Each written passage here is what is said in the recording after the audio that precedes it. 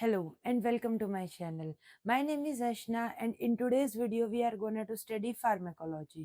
तो आज जो हमारा फार्माकोलॉजी का जिस सिस्टम की हम ड्रग्स पढ़ेंगे that is our GI system. GI का मतलब है आज हम पढ़ेंगे हमारी गैस्ट्रो इंटेस्टाइनल सिस्टम की ड्रग्स को। तो आज का जो हमारा सबसे पहला टॉपिक है that is our anti emetics. कौन सी ड्रग्स पढ़ेंगे हम? सबसे पहले एंटी एमेटिक्स। एक डेफिनेशन देख लेते हैं एंटीएमेटिक्स की।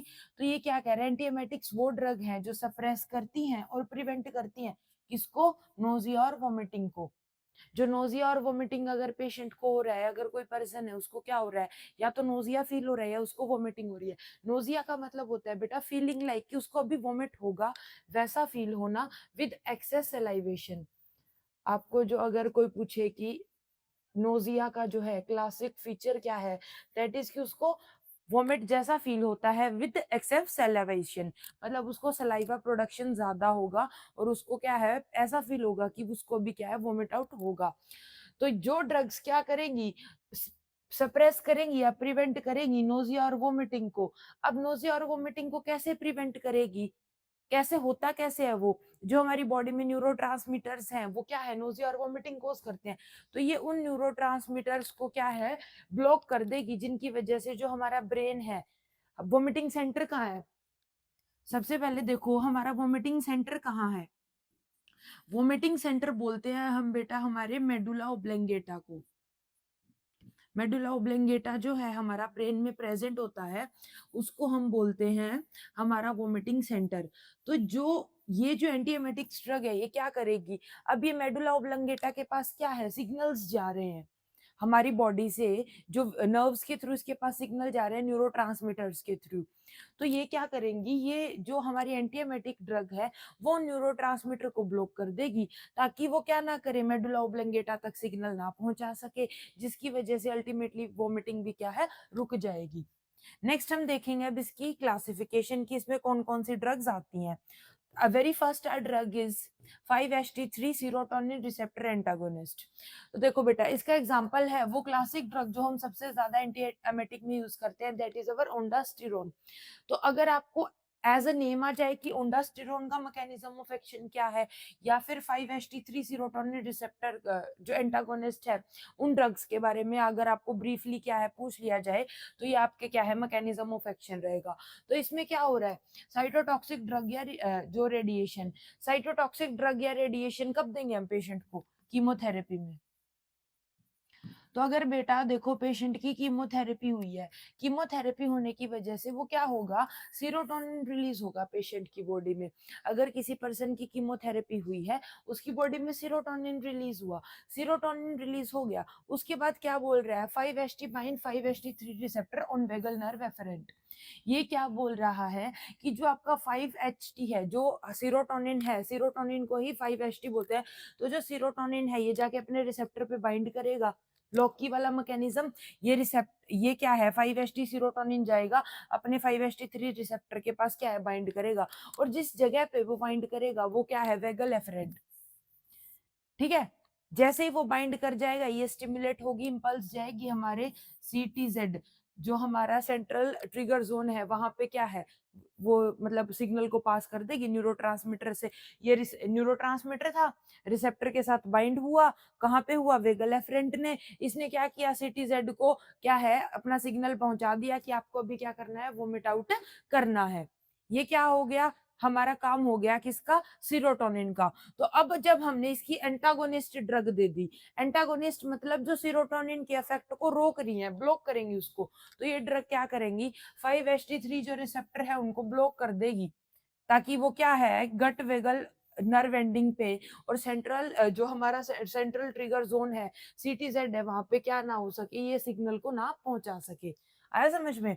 एक बार फिर से हम इसका मैकेनिज्म ऑफ एक्शन देखते हैं कि जो सीरोटोनिन है 5-HT3 है, सीरोटोनिन बेटा का क्या होगा, 5-HT3 रिसेप्टर पे जाके बाइंड हो जाएगा, ये रिसेप्टर पे जाएगा, रिसेप्टर पे जाके बाइंड हो जाएगा, और कहाँ होगा बाइंड, हमारी वेगल नर्व पे। ठीक है, जो गट में प्रेजेंट है, ठीक है। वेगल नर्व पे जाके ये बाइंड होगा। जैसे ये बाइंड हो जाएगा, ये किसको सिग्नल पहुंचा देगा, हमारे ब्रेन को, मेडुला ऑब्लोंगेटा को, जो हमारा सेंट्रल ट्रिगर जोन है वहां पे क्या है, ये क्या पहुंचा देगा, सिग्नल पहुंचा देगा कि अब हमें पेशेंट को क्या है, वोमिट आउट करना है। तो जो ड्रग हम दे रहे हैं ये इसके रिसेप्टर का इफेक्ट को एंटागोनाइज कर देगी, मतलब अगेंस्ट काम करेगी। कैसे करेगी, ये इस रिसेप्टर को यहीं रोक देगी, ये सिग्नल को पास ही नहीं होने देगी सीटीजेड तक। तो सिग्नल पास नहीं होगा ब्रेन तक, तो अल्टीमेटली वॉमिटिंग भी क्या हो जाएगी, स्टॉप हो जाएगी। Is it clear? अब देख लेते हैं बेटा इसके यूजेस। अब देखो, सबसे पहले हमने क्या देखा था कि सीरोटोनिन ड्रग या रेडिएशन, तो इसका वेरी फर्स्ट यूज क्या आ जाएगा, हमारा जो पेशेंट है अगर उसको क्या है, कीमोथेरेपी हुई है, अगर पेशेंट को कीमोथेरेपी इंड्यूस्ड वोमिटिंग है तो उसमें हम पेशेंट को क्या है, ओंडास्टिरोन दे सकते हैं। नेक्स्ट आएगा रेडिएशन इंड्यूस्ड नोजिया में। पोस्ट ऑपरेटिव, अगर पेशेंट को ऑपरेशन होने के बाद क्या है, नोजिया या वोमिटिंग जैसा फील हो रहा है, तो भी हम पेशेंट को जो है ये ड्रग दे सकते हैं। वायरल गैस्ट्रोइंटेस्टाइनस में भी दे सकते हैं अगर उसमें पेशेंट को नोजिया लगे। हाइपर एमएसएस ग्रेविडिया, जो कि क्या है, अगर पेशेंट को क्या है बेटा, सिवियर मॉर्निंग सिकनेस है, क्या है, अगर बहुत ज्यादा सिवियर में अगर पेशेंट क्या है, वो प्रेग्नेंट है और उसको बहुत ज्यादा सिवियरली मॉर्निंग सिकनेस हो रही है, तो हम उस कंडीशन में भी क्या है, पेशेंट को हमारी 5-HT3 receptor antagonist drugs they सकते हैं। अब आ जाएंगे बेटा इसके एडवर्स इफेक्ट। एडवर्स इफेक्ट में क्या होगा, सीएनएस पे क्या असर करेगा ये एडवर्स इफेक्ट में, सीएनएस में क्या करेगा, हेडेक कर देगा, डिजीनेस कर देगा, फटीग कर देगा, जो हमारे सेंट्रल नर्वस सिस्टम में हो रहा है। जीआई में क्या करेगा, कॉन्स्टिपेशन करा देगा, डायरिया करा देगा। मतलब अगर हम पेशेंट को क्या है, अगर हम पेशेंट को से फॉर एग्जांपल अगर हम पेशेंट को ओंडास्टिरोन दे रहे हैं, तो हमें पता होना चाहिए, हम पेशेंट को क्या है पहले ही बता देंगे एडवर्स इफेक्ट के बारे में कि आपको नोजिया, आपको कॉन्स्टिपेशन या फिर डायरिया जो है फील हो सकता है। सीवी कार्डियोवास्कुलर पे क्या करेगा बेटा, क्यूटी प्रोलोंगेशन करवा देगा, जो आपकी क्यू और टी वेव होती है इनकी क्या करवा देगा, प्रोलोंगेशन करवा देगा।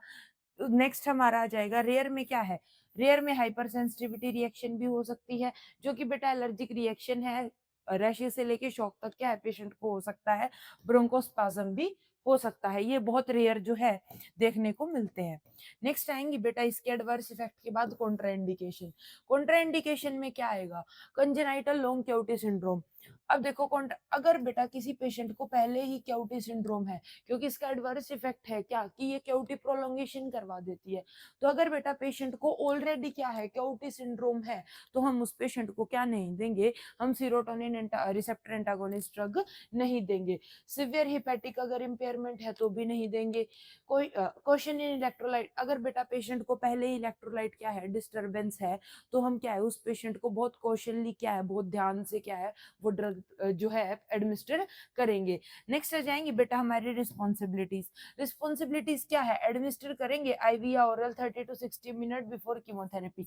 अगर बेटा पेशेंट को कीमोथेरेपी हम दे रहे हैं और हमें उस कीमोथेरेपी इंड्यूस्ड जो नोजिया वोमिटिंग है उसके प्रिवेंशन के लिए पेशेंट को ओंडास्टिरोन देना है, तो हम कैसे देंगे वो ओंडास्टिरोन, कब देंगे, आधे से 1 घंटा पहले, या तो ओरल या फिर आईवी, मतलब कीमोथेरेपी से आधा या 1 घंटा पहले कोई भी रूट से एडमिनिस्टर कर सकते हैं, इंट्रावेनस से भी और ओरल से भी। नेक्स्ट हमारा आएगा, मॉनिटर करेंगे ईसीजी को, क्यों, अगर क्यूटी प्रोलोंगेशन बहुत ज्यादा हो रही है। नेक्स्ट असेस करेंगे कि पेशेंट वेल हाइड्रेटेड रहे और जो इलेक्ट्रोलाइट्स हैं वो क्या रहे, बैलेंस में रहे। इंस्ट्रक्ट करेंगे पेशेंट को टू रिपोर्ट पाल्पिटेशन और डिजीनेस, बोलेंगे कि अगर आपको कोई पाल्पिटेशन वगैरह फील हो रही है, वो हम पेशेंट को क्या है इंस्ट्रक्ट करेंगे कि वो बता दे। अवॉइड करेंगे को एडमिनिस्टर विद अदर क्यूटी। देखो बेटा इससे भी क्या हो रहा है, क्यूटी प्रोलोंगेशन हो रही है, तो हम ध्यान रखेंगे कि हम कोई ऐसी ड्रग ना दे जिसका एडवर्स इफेक्ट सेम हो, मतलब कोई 2 ड्रग सेम ऐसी ना दे जिससे क्या है क्यूटी प्रोलोंगेशन हो जाए। से मैक्रोलाइड्स, तो अगर हम पेशेंट को मैक्रोलाइड्स दे रहे हैं, एंटीसाइकोटिक्स दे रहे हैं, तो हम पेशेंट में ध्यान रखेंगे कि एक बार हम इनको स्टॉप कर दें अगर हम पेशेंट को क्या है ओंडास्टिरोन एडमिनिस्टर कर रहे हैं। सो जो अब हमारी नेक्स्ट ड्रग है that is our dopamine receptor antagonist, या फिर जिनको हम प्रोकाइनेटिक ड्रग्स भी बोलते हैं। तो बेटा इसका एग्जांपल क्या हो जाएंगे, हमारे मेटाक्लोप्रोमाइड जो सबसे ज्यादा यूज होती है, देन अवर अवर डोमिपेरिडोन। तो देखो बेटा, अब इसका मैकेनिज्म ऑफ एक्शन क्या है, ये बेटा दो तरीके से काम करती है। First is our central, second is our peripheral. Central में क्या आएगा, सेंट्रल में वो आएगा कि जो ये हमारे ब्रेन के ऊपर काम कर रही है, अल्टीमेटली इसका काम भी सेम होगा, ये रिसेप्टर को बाइंड नहीं होने देगी, जिसकी वजह से जो हमारा सीटीजेड है उसके तक सिग्नल ना पहुंचे। तो इसका सेंट्रल में काम क्या हो जाएगा, ब्लॉक कर देगी D2 रिसेप्टर को सीटीजेड में, जिसकी वजह से जो डोपामिन के प्रोड्यूस होने की वजह से जो वॉमिटिंग हुई है वो क्या हो जाए, स्टॉप हो जाए। Next is our peripheral. अब ये पेरिफेरल में क्या करेगी, देखो बेटा, ये हमारा क्या है, इसोफेगस, इसोफेगस के बाद हमारा स्टमक आ गया, देन हमारी जो है इंटेस्टाइन्स आ गई, ये लार्ज हो गई, ये रिकॉइल्ड जो है हमारी स्मॉल इंटेस्टाइन हो गई। तो देखो बेटा, जो हमारी इसोफेगस है उस पे दो स्पिंचर्स होते हैं, एक अपर और एक लोअर। तो जो लोअर स्पिंचर है उसका क्या काम होता है कि जो हमारे स्टमक का फूड है और जो एसिड है वो कहाँ तक ना आ सके, इसोफेगस तक ना आ सके। तो ये सेम काम करेगी, ये क्या करेगी, ब्लॉक कर देगी D2 को, कहाँ पे, मेसेंट्रिक प्लेक्सस पे, जिसकी वजह से ACH बढ़ जाएगा। ACH जैसे इंक्रीज होगा पेरिस्टालसिस बढ़ जाएगा। पेरिस्टालसिस क्या होता है, गट की मूवमेंट। तो क्या हो जाएगी, गट की मूवमेंट बढ़ जाएगी, तो जो इंटेस्टाइन में फूड है वो क्या हो जाएगा, फास्ट फास्ट मूव करेगा, क्या है, मूवमेंट इंक्रीज हो रही है, मूवमेंट इंक्रीज हो रही है, और हमारा जो LES है, लोअर इसोफेजियल स्पिंचर है, ये क्या हो जाएगा, टाइटन अप हो जाएगा, जिसकी वजह से फूड ऊपर नहीं जाएगा, एसिड ऊपर नहीं जाएगा, ऊपर नहीं जाएगा तो वो रिफ्लक्स नहीं होगा, रिफ्लक्स नहीं होगा तो अल्टीमेटली वॉमिटिंग क्या हो जाएगी, स्टॉप हो जाएगी। नेक्स्ट हमारा होगा metoclopramide also weakly blocks 5-HT3 at high dose.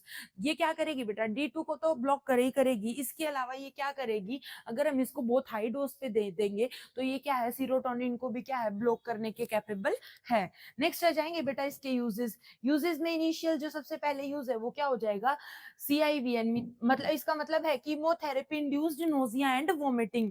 Next हमारा आ जाएगा GERD। GERD क्या होता है, गैस्ट्रो इसोफेजियल रिफ्लक्स सिंड्रोम। मतलब अगर पेशेंट को क्या है, GERD है और उसको एक्सेस क्या है, वोमिटिंग हो रही है, नोजिया फील हो रहा है, तो भी हम पेशेंट को ये ड्रग दे सकते हैं। नेक्स्ट हमारा आएगा डायबिटिक गैस्ट्रोपेरेसिस, देन अवर पोस्ट ऑपरेटिव नोजिया, और फैसिलिटेट करेंगे इन ट्यूब फीडिंग। नेक्स्ट हमारा होगा एडवर्स इफेक्ट। एडवर्स इफेक्ट में क्या हो जाएगा बेटा, सबसे पहले आएंगे सेंट्रल नर्वस सिस्टम पे।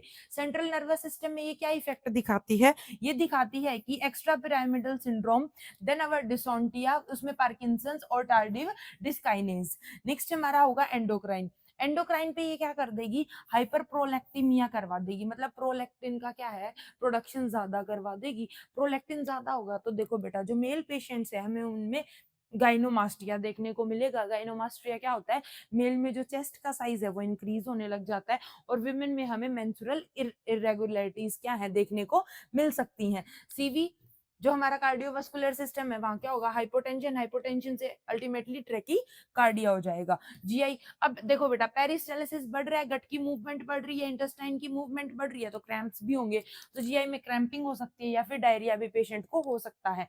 रेयर में क्या हो जाएगा, बहुत जो रेयर इसका जो एडवर्स इफेक्ट है, that is our neuroleptic malignant syndrome. Next हम देखेंगे बेटा इसकी कॉन्ट्रा इंडिकेशन। कॉन्ट्रा इंडिकेशन कब कब नहीं देंगे, पार्किंसंस डिसीज में नहीं देंगे। क्यों नहीं देंगे, क्योंकि इसके सिम्टम्स को और भी क्या कर देगी, रोशन अप कर देगी, खराब कर देगी। सीजर्स में नहीं देंगे, GI ऑब्स्ट्रक्शन है तो भी नहीं देंगे। उसके बाद आ जाएंगे हमारी रिस्पॉन्सिबिलिटीज। रिस्पॉन्सिबिलिटीज में क्या है, सबसे पहले इनिशियल, सबसे पहले रिस्पॉन्सिबिलिटी क्या होगी, एलर्जिक हिस्ट्री। नेक्स्ट उसके बाद क्या करेंगे, मॉनिटर करेंगे इनवॉलेंट्री मूवमेंट को, देन अवॉइड करेंगे लॉन्ग टर्म यूज। 12 हफ्तों से ज्यादा हम इस ड्रग को यूज पेशेंट में नहीं करेंगे। नेक्स्ट टीच करेंगे पेशेंट को about endocrine disorder. Endocrine side effect क्या थे, मेल में था गाइनोमास्टिया और फीमेल में था मेंस्ट्रुअल इरेगुलरिटीज। क्या करेंगे, आधा घंटा पहला देंगे बिफोर मील्स।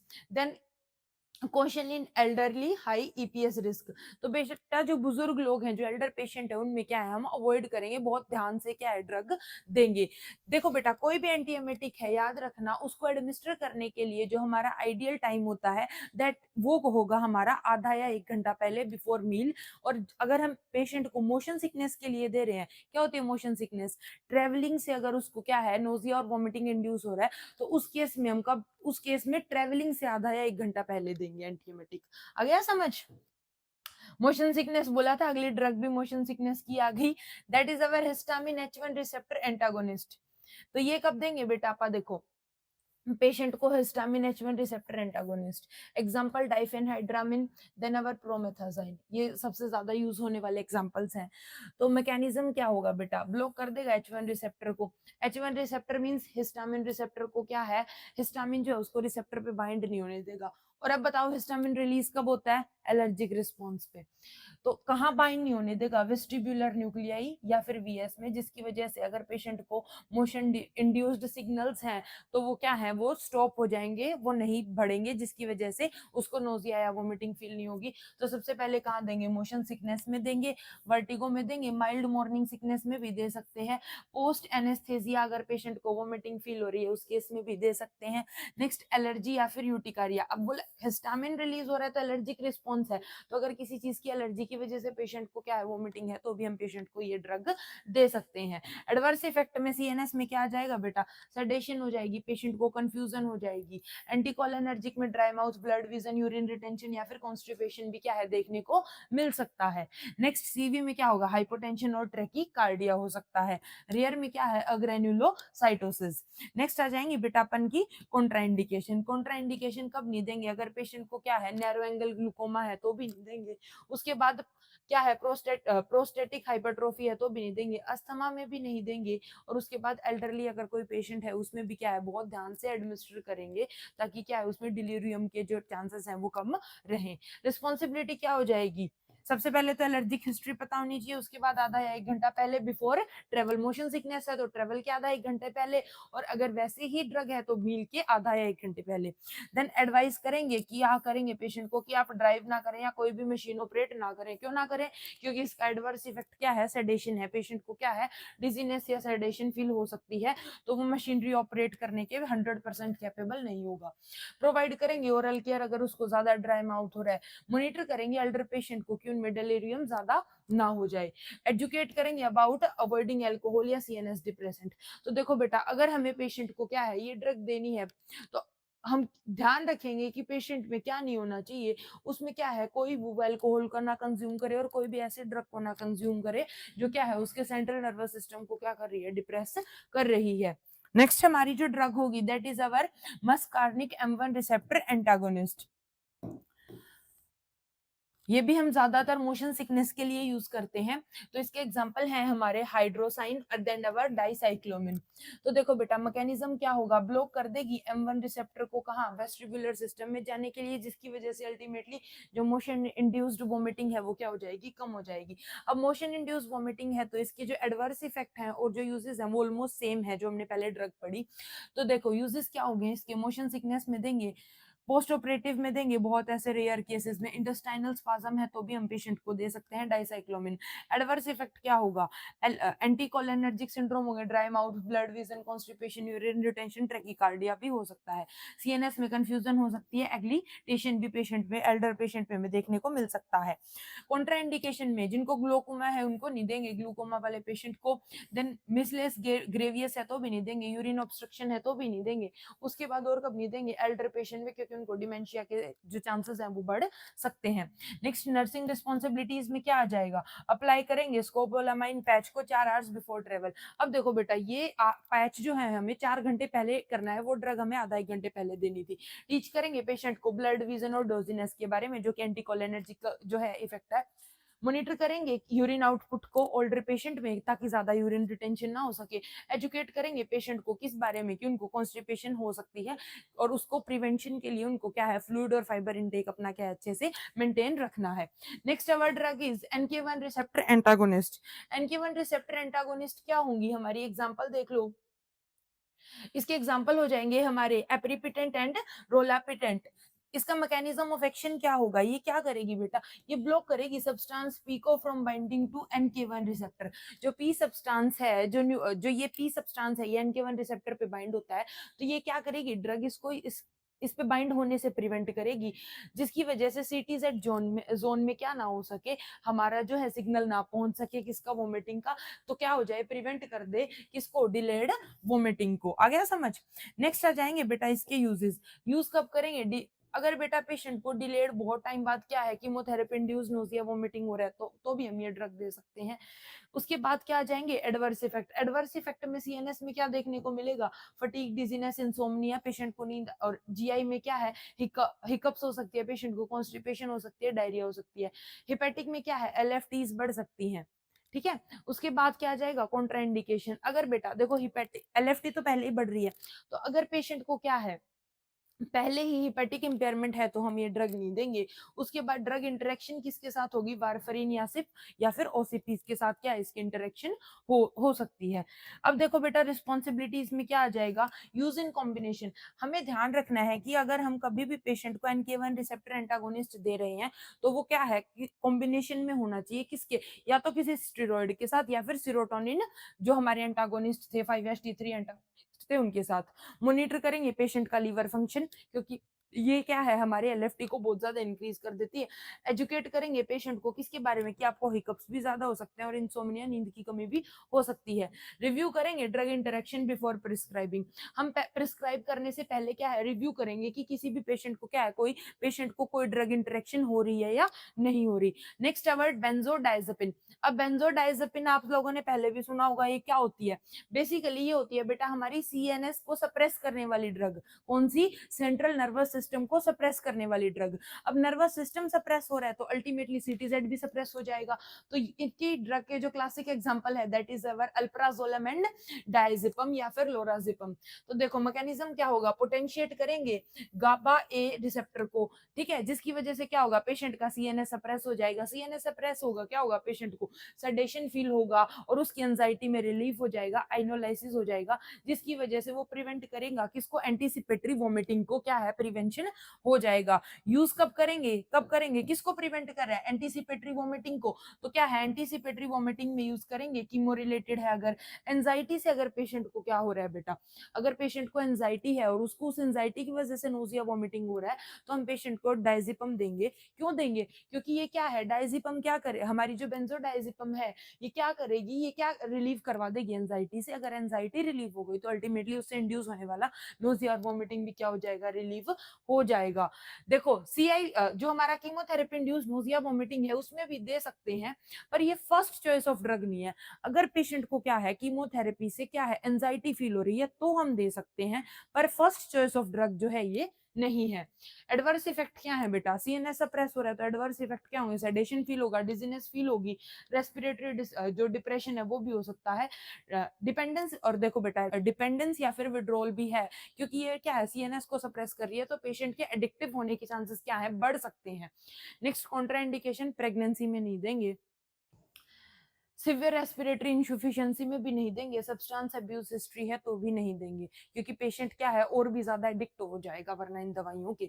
नर्सिंग रिस्पॉन्सिबिलिटीज क्या आ जाएगी, लोवेस्ट डोज पे यूज करेंगे, सबसे जो मिनिमम डोज है उस पे क्या है हम बेंजोडाइजेपिन यूज करेंगे। एजुकेट करेंगे पेशेंट को about fall risk in elderly, की एल्डरली में क्या क्या रिस्क हो सकते हैं। अवॉइड करेंगे अल्कोहल, ओपियोइड्स या फिर सेडेटिव्स। देखो बेटा अगर पेशेंट कोई और भी ऐसा क्या है यूज कर रहा है जिससे सीएनएस के ऊपर इफेक्ट पड़े, अब देखो ओपियोइड्स, अल्कोहल एंड सेडेटिव्स ये भी सीएनएस को डिप्रेस कर रही है, तो हम पेशेंट को बोलेंगे कि अगर आप बेंजोडाइजेपिन ले रहे हो तो आपको ये क्या है अवॉइड करनी है। मॉनिटर करेंगे for dependence if long term. देखो बेटा अगर पेशेंट भी हमें लॉन्ग टर्म के लिए यूज करनी पड़ जाए बेंजोडाइजेपिन तो हम क्या है पेशेंट पे ध्यान रखेंगे कि इसको क्या है ड्रग डिपेंडेंस ना हो जाए, ये इस ड्रग के एडिक्टिव ना हो जाए। Next our drug is corticosteroid. Corticosteroid में क्या आ जाएगा हमारा डेक्सामिथासोन और मिथाइल प्रेडनिसोन। तो ये क्या करेंगे, ये मैकेनिज्म क्या होगा, रिड्यूस करेंगे प्रोस्टाग्लैंडिन और इन्फ्लामेटरी मीडिएटर्स को। जो इन्फ्लामेटरी मीडिएटर्स हैं उनको भी क्या है ये सप्रेस कर क्या है रिड्यूस कर देंगे, सप्रेस कर देंगे प्रोस्टाग्लैंडिन और इन्फ्लामेटरी रेडिएटर्स को, जो क्या जिनकी वजह से क्या होगा हमारा जो 5HT3 एंटागोनिस्ट इफेक्ट है वो इंक्रीज हो जाएगा, और वो इंक्रीज होगा तो अल्टीमेटली सीटीजेड तक क्या है सिग्नल नहीं पहुंचेगा और क्या है वोमिटिंग और नोजिया प्रिवेंट हो जाएगा। तो कब यूज करेंगे इसको, कीमोथेरेपी इंड्यूस नोजिया वोमिटिंग में, देन अवर रेज्ड इंट्राक्रेनियल प्रेशर में, और उसके बाद क्या है एडवर्स इफेक्ट में हमारा hyperglycaemia, insomnia, mood changes हो सकते हैं पेशेंट को, इम्यूनोसप्रेशन हो सकता है। अगर लॉन्ग टर्म के लिए रेस ले रहे हैं तो कुशिंगोइड फीचर्स हो सकते हैं, या फिर ऑस्ट्रियोपोइसिस भी पेशेंट में हमें देखने को मिल सकता है। कॉन्ट्राइंडिकेशन कब नहीं यूज करेंगे? अगर बेटा पेशेंट को सिस्टमिक इन्फेक्शन है, अंडर कंट्रोल डायबिटीज है, अगर उसको डायबिटीज है और वो कंट्रोल में नहीं आ रही है, पेप्टिक अल्सर में भी यूज नहीं करेंगे क्योंकि वो उनको और भी ज्यादा इरिटेट कर देगी कोर्टिकोस्टेरॉइड। उसके बाद क्या हो जाएगा, नर्सिंग रिस्पॉन्सिबिलिटीज में एडमिनिस्टर करेंगे मॉर्निंग में, मॉनिटर करेंगे ब्लड शुगर को। और टेपर डोज, टेपर डोज का क्या मतलब है कि धीरे धीरे क्या है, हम डोज को कम करते जाएंगे। और एक बात और, हम जो ये ड्रग है कौन सी, कोर्टिकोस्टेरॉइड, हम इसको पीओवी में भी, पीओएनवी में भी यूज कर सकते हैं, मतलब post operative nausea and vomiting. तो पोस्ट ऑपरेटिव में भी हम क्या है, कोर्टिकोस्टेरॉइड यूज कर सकते हैं, पर एक कंडीशन पे कि हमें इसको टेपर डोज में देना पड़ेगा। टेपर डोज मतलब अगर हमने पेशेंट को 1 वीक दे दी, 1 वीक के बाद हमने क्या है, अगर हम उसको ओडी टैबलेट दे रहे हैं, मतलब मॉर्निंग में अगर हम एक टैबलेट दे रहे हैं तो उसको क्या है, 1 वीक के बाद हमें हाफ करना पड़ेगा, उसके बाद उसको क्वार्टर। ठीक है, मतलब पेशेंट को धीरे धीरे क्या है, ये जो ड्रग है ये कम करनी पड़ेगी। नेक्स्ट हमारा हो जाएगा मॉनिटर फॉर इन्फेक्शन साइंस, देखेंगे कि पेशेंट में कोई इन्फेक्शन साइंस हो रहे हैं या नहीं हो रहे हैं। नेक्स्ट हमारी आ जाएगी कैनाबिनॉइड्स। अब कैनाबिनॉइड्स में क्या होगा, डोर्नापिनोल और नेबिलोन। मैकेनिज्म ऑफ एक्शन क्या होगा, ये एक्टिवेट कर देंगे CB1 रिसेप्टर को। CB1 रिसेप्टर एक्टिवेट हो गया तो ये क्या कर देगा बेटा, ये इनहिबिट कर देगा वोमिटिंग रिफ्लेक्स को। मतलब देखो वो सारे तो ब्लॉक कर रहे थे जितनी भी अब तक हमने ड्रग देखी, पर जो हमारी कैनाबिनोइड है ये क्या करेगी, CB1 रिसेप्टर को क्या है, एक्टिवेट कर देगी। और CB1 रिसेप्टर क्या करता है, जो CTZ है वहां पे जाके इनहिबिट कर देता है वोमिटिंग रिफ्लेक्स को। तो इसको हम कहाँ यूज करेंगे, जो रिफ्रैक्टरी अगर पेशेंट को कीमोथेरेपी इंड्यूस्ड हो रहा है, उसके अलावा एक्टिवेट स्टिमुलेशन के लिए कैनाबिनॉइड्स को सबसे ज्यादा यूज किया जाता है। जनरल एक्टिवेट्स जो है उसके लिए नहीं, कि अगर पेशेंट को जनरली भूख नहीं लग रही और हम उसको कैनाबिनॉइड्स दे दें, ऐसा नहीं। अगर पेशेंट को बेटा क्या है, HIV है, एड्स है, कैंसर है, तो उस केस में और पेशेंट को भूख नहीं लग रही तो हम पेशेंट को एक्टिवेट स्टिमुलेशन के लिए कैनाबिनॉइड्स देते हैं। एडवर्स इफेक्ट, यूफोरिया हो सकता है पेशेंट को। क्या होता है यूफोरिया, यूफोरिया होता है फॉल्स हैप्पीनेस, मतलब उसको बिना वजह खुश रहने की आदत हो जाएगी। हेलुसिनेशन हो जाएगा। हेलुसिनेशन क्या होता है, मतलब जो चीज एग्जिस्ट नहीं करती उसके बारे में क्या है, सोचते रहना। उसके बाद पैरानोसिया हो सकता है या फिर सेडेशन भी हो सकती है।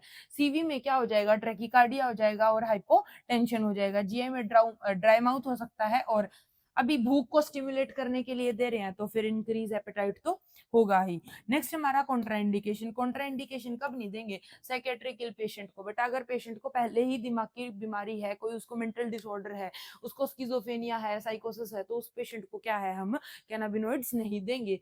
CV डिसऑर्डर, ट्रेकियारिदमिया है तो भी नहीं देंगे, क्योंकि ये क्या कर देगा, ट्रेकिकार्डिया को और भी क्या है, इंक्रीज कर देगा। प्रेगनेंसी या ब्रेस्ट फीडिंग में भी नहीं देंगे।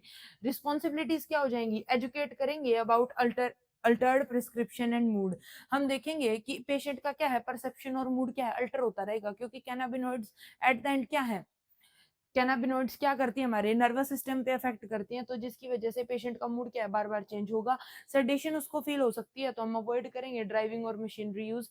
मॉनिटर करेंगे BP और हार्ट रेट, क्योंकि क्यों क्यों करेंगे, क्योंकि पेशेंट को ट्रैकिकार्डिया और हाइपरटेंशन दोनों होने के चांसेस है, हाइपोटेंशन सॉरी। क्वेश्चन करेंगे विद CNS डिप्रेशन। बेटा अगर पेशेंट को पहले ही CNS क्या है, डिप्रेसेंट्स ले रहा है, तो हम पेशेंट को बोलेंगे कि आप कैनाबिनॉइड्स ले रहे हो तब तक इनको क्या करो, अवॉइड करो। और वो बिल्कुल ही डिपेंडेंट है तो हम क्या है, बहुत उसको ध्यान से क्या है, केयर करेंगे उसकी, कि वो कितना डोजेज क्या है उसकी ड्रग की क्यों जो है एडमिनिस्टर करनी है।